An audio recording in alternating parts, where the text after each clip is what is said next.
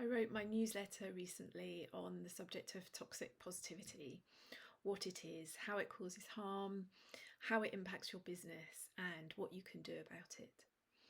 Toxic positivity is the exclusive celebration of good things, our successes, positive things, and the brilliance of life. And when we do that, we unwittingly tend to perpetuate the idea that some things are good and other things are bad. And that's what causes the harm. It becomes more difficult for us to sit with emotions that might be a bit uncomfortable. We tend not to be able to tolerate each other's differences so much. There is much more of a polarity between what's good and what's bad, and that creates division. And we tend to pursue positive outcomes even if they feel forced or out of alignment.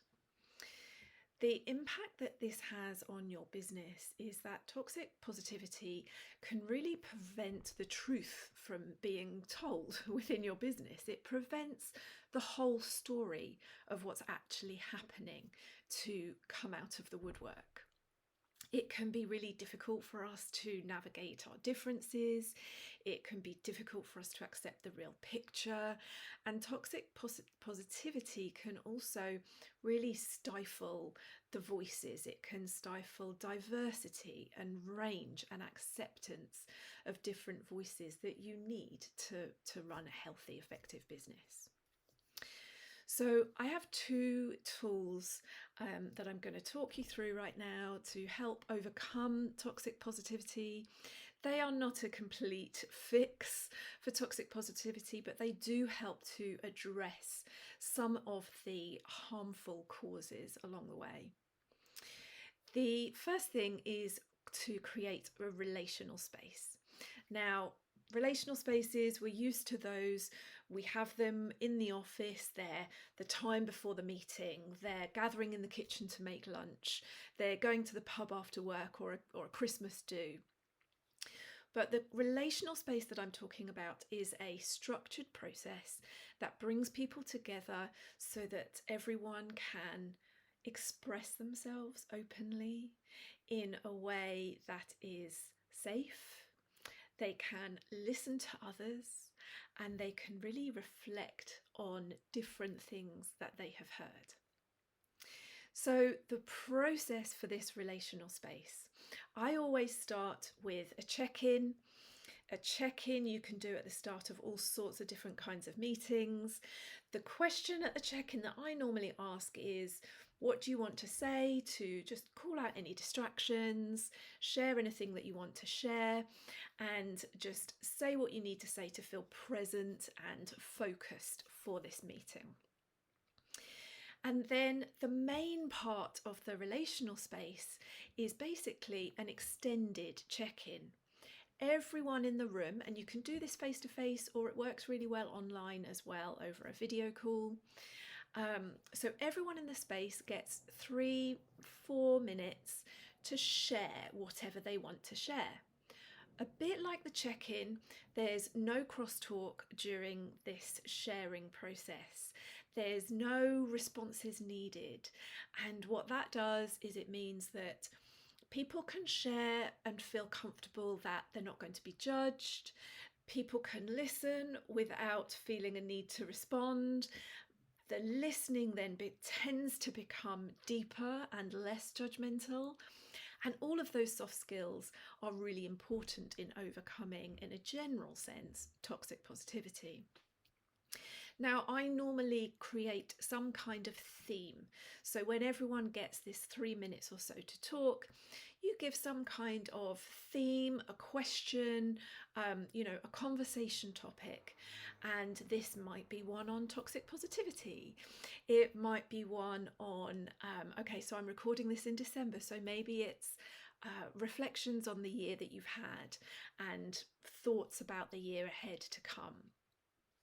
I facilitated one of these once, and the theme was like a potluck dinner type of thing, where basically everyone was able to share. Okay, if we were all sat together and this was a dinner that we were sharing together, this is the meal, this is the dish that I'd bring.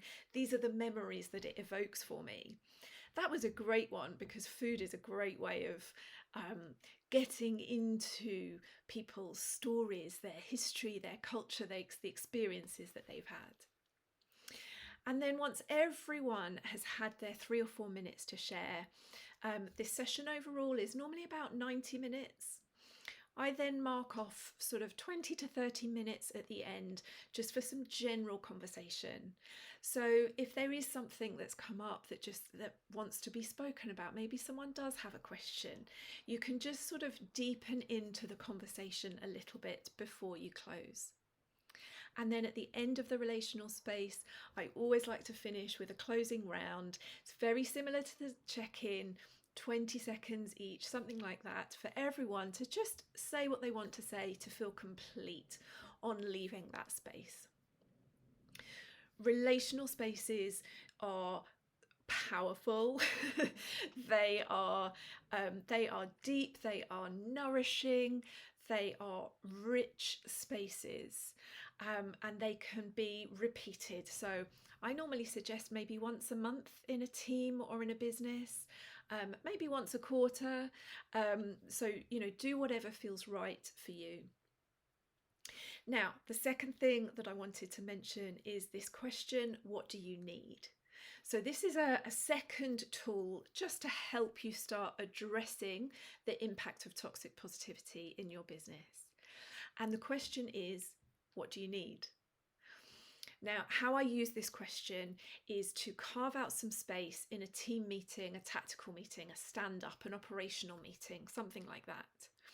You can take 20 minutes, maybe 30 minutes, and it's an opportunity for everyone in that meeting to post an item onto the agenda. So you then have a list of items, and all of these items are things that people need.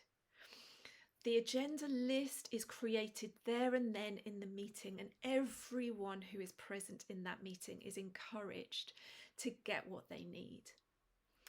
Examples of getting what you need might be, okay, I need to share a piece of information. I want to ask some advice. I have this idea. Can I have a quick round of input on the idea? I've got this project. I really need another role to do something to help move this project forward. I have this new idea, or there's this challenge that I don't think we're addressing that I just want to be able to verbalize in this meeting. And you basically go through the list that everyone's created here. You take each one at a time, go to the person that put that item on the agenda and ask that person, what do you need? Now, depending on how much time you have in your meeting, maybe you give that person exactly what they need there and then. Maybe it's a conversation that you have time to have in that moment. If you're shorter in time, then you can just identify what is the next step that will help that person get what they need. So maybe there's a bigger conversation that needs to happen. Maybe there is someone else outside of the meeting that it would be best for this person to speak to. The point is that you're either getting that person what they need or identifying the next step towards them getting what they need. When this is facilitated effectively, it starts to create a culture whereby people feel more confident to speak up. And that is a true antidote to toxic positivity. I hope these 2 tools might help you in some way. You can always sign up for my newsletters if you haven't already. Go to sallymccutcheon.com to do that. Please hit subscribe on this YouTube channel because I'll be posting more Leading Beyond Hierarchy shorts, and I will see you again soon.